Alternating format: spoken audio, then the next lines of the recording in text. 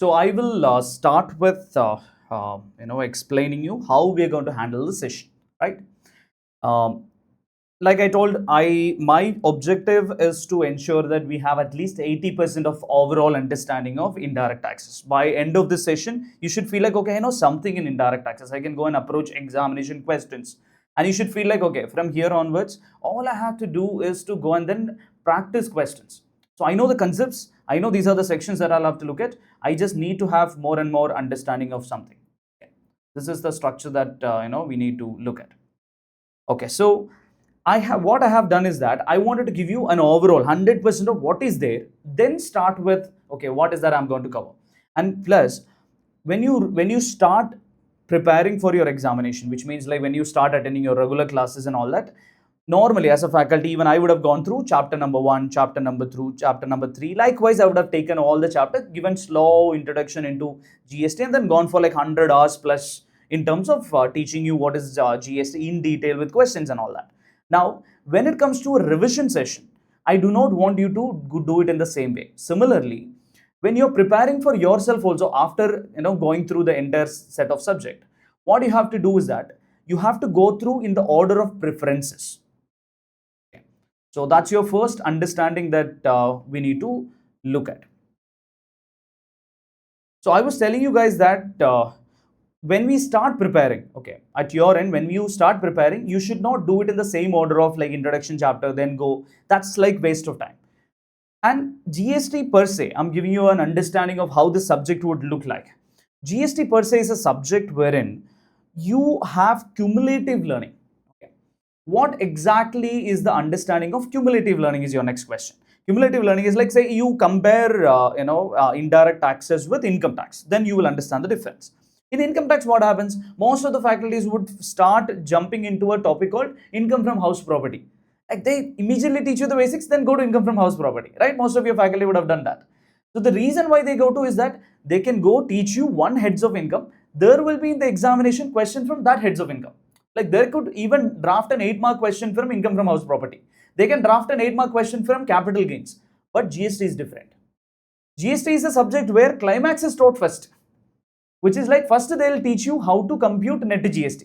Then they will tell you what are the complications that can come. So that's why when somebody is learning GST, you should ensure that the first 7-8 chapters, okay, some 7-8 chapters is like one lot. Because only when you learn that first lot, you will be able to solve a big question.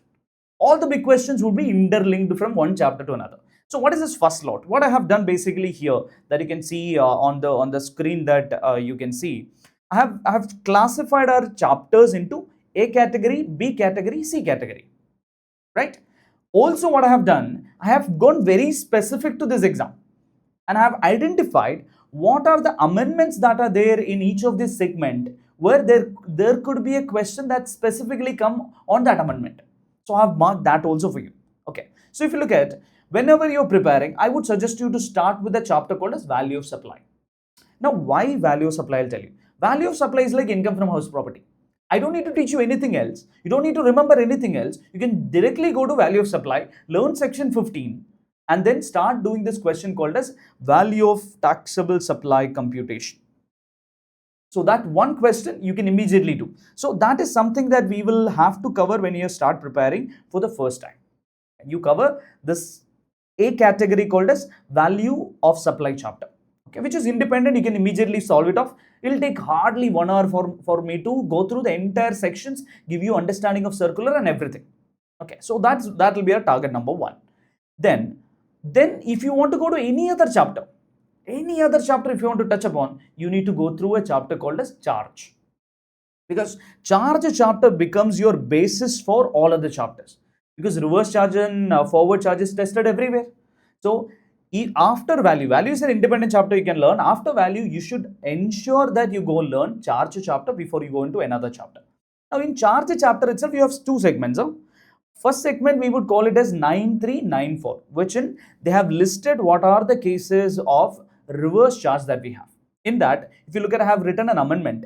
There is a small additional reverse charge that is introduced on renting of commercial space. An unregistered person renting a commercial space to a registered person would be taxed under RCM. There is a provision that they have listed there. So that will be one amendment. There is a high chance that they can ask you a question on renting. I'm not saying they'll ask you a specific question which will only test on commercial space renting. I'm saying that they will ask you a question which will test you on renting alone. Okay, so there could be some other renting also, everything put together, they can ask you a question. So that's the possibility that I'm expecting. Then, charge chapter itself has an independent area called as composition levy scheme. That is something that you can learn separately. Like, don't think of it as a part of charge chapter itself. It's just that ICA has given it inside third chapter, charge. But composition levy scheme is more like a value of supply chapter. You have like 4 or 5 things to learn in that, and then go and then learn it. Okay, so that's why I've written section 10 CLS. CLS for me is composition levy scheme. I say like treat it as a separate chapter. You can learn it like that. And you look at, whenever you learn charge chapter, you should mix it up with exemption. Because a lot of industry that we discuss as reverse charge, a lot of industry that you discuss as reverse charge will also have some exemption that is applicable. And the best question to ask is also a question which will club RCM and exemption. So whatever industry we discuss in RCM, we discuss the exemption together with it. Alright, so that's the next chapter that you have to discuss. Then we will go to a chapter called as time of supply. Time of supply is a chapter that you can immediately learn. It's a small chapter, it's a simple chapter. You can learn immediately after you do charge, because it talks about when should you pay taxes. That question of when GST should be paid to the government is answered in time of supply chapter. So every chapter has a question that we will answer. Say charge chapter, if you ask me, the question that we are answering in GST is who has to pay taxes. Okay, is it the supplier who pays taxes? Is it the recipient who pays taxes? Or is it an e-commerce operator who pays taxes? And if you look at the chapter called time of supply, that chapter is answering when should I deposit this taxes. So you'll have to fix the time of supply, deposit in the next month on or before 20th, that answer would come. Whenever you're learning time of supply, club it with invoice chapter. Okay, club it up with invoice chapter. In invoice chapter, you have an area called as due date of invoice, section 31. And procedure chapter, it's the best in GST to club the procedure chapter with main chapters, because otherwise, no, you will have this economic concept called diminishing marginal utility. You know what is diminishing marginal utility? Yes, right? So what happens as and when you have more ice cream, no, the taste of ice cream gets reduced, right? That's diminishing marginal utility. So every subject will become like that. So as and when you learn, no, 10 chapters, 11th chapter taste is little less. 12th and 13th and all is like you don't want to have only, right? So that's what happens with procedure chapter in GST. You will not refer because it's last, right? So you already loaded a lot of content you feel like. So always mix that with something that is there in the initial chapters. Likewise, we will mix due date of invoice together with time of supply chapter. There's one circular which is not yet tested on hybrid annuity model, which is testing on continuous supply of service. So this is a new area that a lot of concept that needs to be discussed. So hybrid annuity model is a construction contract. There's a circular clarification, and I'm expecting if they want, they can test that also in the examination. Okay, so we will have like wherever the circular, I will take a little more time discuss that with you. All right. Okay, then in ITC chapter, ITC is also an A category chapter. After you do value, charge, and time of supply, and then we will go to this chapter called as ITC. ITC has 3 sections for you to learn: section 16, section 17, section 18. 16, 17, 18. These are the 3 sections that you have to learn in ITC chapter. There also you have an amendment. You have an amendment on 16.5 and 16.6, which is on time limit for availing ITC. It's an area which is perfect for asking a question. I mean, like if I'm the examination setter, I would go and say that, okay, I will ask one question from time limit of ITC. It's very easy for me to ask, I can club. So I've given one, I've prepared one example question for you. Your RTPs can also find questions on this. So you can go ahead and then, look at this and mark this as like an area that might be tested. So ensure that you learn these kind of things. Then exemption is the next chapter, because exemption is generally clubbed with ITC, value, all other chapters has this exemption going and fitting in. And exemption is the toughest chapter to go through. Not to learn, huh? Learning is easy. Entire GST, if you take, instead of 10 hours, if you put 100 hours, 200 hours, you will learn entire thing. Nothing will be like, okay, I did not understand this. It's very logical to understand. Anybody, even a 10th standard student can go and learn indirect taxes if they spend a little extra time. You will learn it faster. But it is not like very complicated as such, indirect taxes. But the problem is that exemption has so much to remember. Very difficult to club. As and when an exemption comes, no, you have to remember there's an exemption, right? That's very difficult. So my recommendation is that if you have some material which is a summary material, go through that for exemption. My recommendation would be that. So your exemption has to be a summary material that you look at. Don't look at the ICA material because it goes 100 plus pages and it will become little difficult for you to go through. But if you look at some summary material, if you have my notes, I have summarized in some 16 pages, go through that alone. That's what I have written. Only refer some charts. Okay. So that's the approach that you have to do for exemption. If you start reading exemption the day before examination, exemption is the only subject, only chapter that you will be able to cover. That much is exemption. Right? You don't want that, or you want other chapters to be covered. So if you ask me what is A category chapters in GST, I would call these are the A category chapters. So our target would be first this. Why first this? 60% of your questions come from, or all your computational questions would club all these chapters. So you should have some idea on this. Okay, so we will target to finish this first. Okay, and exemption, we will see if I want to cover early or put it on the last part or things like that. Then it's not like our chapters are over. There is B category chapters, which is like only for the priority of order I'm putting. So when you're preparing, you prepare this A category first. Then you go to B category. Then you go to C category. I'm not saying you should skip anything. You should do everything. In GST, considering it's cumulative, you should do everything. But you can do it in this order. Now, after that, you can start with supply chapter. In supply chapter itself, I have written something as important. You can see I've written schedule 1. Okay. Supply without consideration. That's something that they frequently test in your examination. Then there is CSMS. What is CSMS? There is section 8 in supply chapter which talks about composite supply and mixed supply. Okay, that's also an area. These two areas generally get clubbed with some other questions, so I consider them to be important. So all 4 paras in schedule 1 and composite, mixed supply and the circular, if you learn, you will have reasonable idea. So I would say supply for me is a B category chapter, but schedule 1 and composite mixed supply is an A category chapter for me. Right? Inside a B category chapter, there are some areas I don't want you to miss. That's why I put it in the bracket.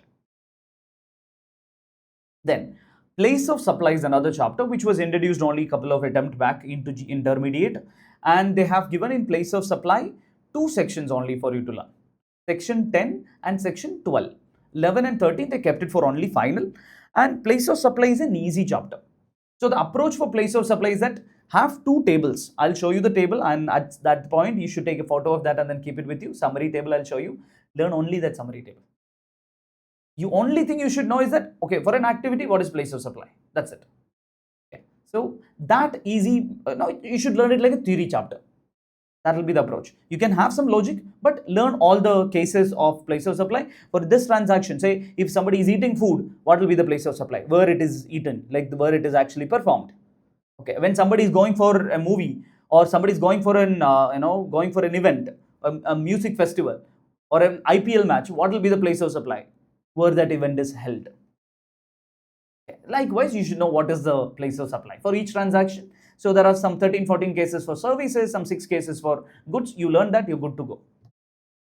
Then, when you learn place of supply, you can together with learn another computational question which is TDS under section 51. Again, you should not miss out TDS and TCS out of your diminishing marginal utility, because you will find it in 14th chapter. Don't miss it out. It's an important area. If they want, they can ask you a question on that. And it will hardly take 1.5 hours to learn the entire thing. Very easy. Just one section, no? 51. That's it. And 52 is TCS. So place of supply, club it with TDS, because there is one amendment on metal scrap, which is there in your book. So there are multiple places where metal scrap comes in. So we will have to look at that amendment as well. Then 9.5 is again an area in chart chapter, but I separated it because it talks about e-commerce operator. When you're learning 9.5, you should learn TCS together with it. You can either learn 9.5 early, or you can learn it as a second category of learning. So 9.5 and TCS would be the next learning.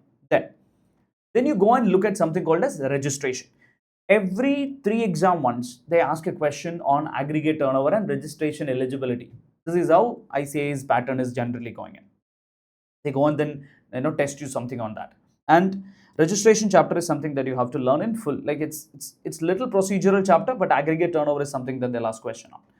Then if you look at the next chapter, I have given the next chapter as payment chapter. Why? Because there is an amendment in interest. They've asked already an interest computation in one of the examination. Now they can ask you another additional question because there is an amendment on electronic cash ledger. Then you have invoice chapter. Invoice chapter, again, you have to split and then learn. Due date of invoice, we have to learn it together with time of supply. There are few more areas in invoice like e-invoice, dynamic QR code. Okay. These things are small area of discussion. All the documents, you should have summary of documents and then learn. I'll show you that as well. Then e-waybill is a chapter which you can learn it in like half an hour. Just go through what is e-waybill in terms of the summary notes. You will understand it's a small chapter. Once in 4 exam, one question they ask on e-waybill. Then return chapter, you have some amendments there called as GSTR 1 capital A, which is highly likely to be tested in your exam. Because it was a big amendment for practice. Okay, when I'm a practice in chartered accountant. So for us, 1A was like a big change. For examination also, ICA also would think it in the same thought. Okay, GST or 1A, every student should understand what it is, so they can ask you a question on that. C category. Introduction chapter, chapter number 1. So don't make the mistake of opening your ICA material and start reading chapter number 1. Because for me, I want you to read chapter number 1 at the end when you have time. If you don't have time, read chapter number 1 after your examination, just for fun. Okay, not even for your examination, I'm telling you. What question they're going to ask? They're not going to ask any question on that. Once in 8, 9 examination, maybe they'll ask you a theory question, which you will be able to write anyway. Or you can skip it. Okay, so don't spare your time reading like, okay, what is that the government thought about GST and all that. That's done. That's for your understanding. Because ICA prepares the ICA material. Everybody who's saying, it's a lot of people in the chat box told me that I'm referring ICA material. Please understand, ICA material is drafted by ICAI Board of Studies, thinking that all of you are going to learn by yourself. It's for self-learning, telling you everything about the history. But you're not learning, you're not going for self-learning, right? You have somebody to help you. So then the learning is faster. Then you don't need the ICA material approach. You need a different approach. Then there's a chapter called accounts and records. Just for the sake of calling it as a chapter, there's a chapter like that. Okay, so there is one retention of how long that you have to retain your accounts and records. You learn that, and basic summary of like new documents for each of the cases. That's enough. So I'll put it on the last. If you have time, you learn it at the end. Otherwise, whenever you're skipping a chapter also, look at all the question and then skip. So you're reducing your chance of like having a surprise. Okay, I did not go through the entire chapter in this fashion that I required to go through, but I have gone through all the questions. So if you're leaving something, look at all the end of the chapter questions, look at the summaries, then leave. Ensure that you have some idea of it. This is the approach that we're going to have. Is it clear to all of you? Can I have one quick thumbs up? All right. So shall we start with our first discussion? Value of supply chapter. Right? Where is your thumbs up? All right. Perfect. Now let's move to, I'm going to take my material. You're going to take the whatever material you have. That's the approach that we're going to have. Okay. Whatever material you have. Now, if you want to take the value of supply example notes and all that, you go to Taxschool. You will find free resources. In that, you would find May 25, I think, at the end, you would find example notes chapter wise. You can open that and then keep also if you want to look at that. But I would recommend you to look at your exact notes that you have with you. Whatever notes, ICA material, whatever it is, you look at that. Let me take the notes and then discuss.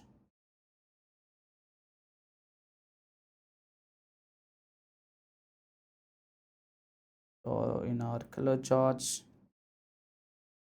put value of supply chapter.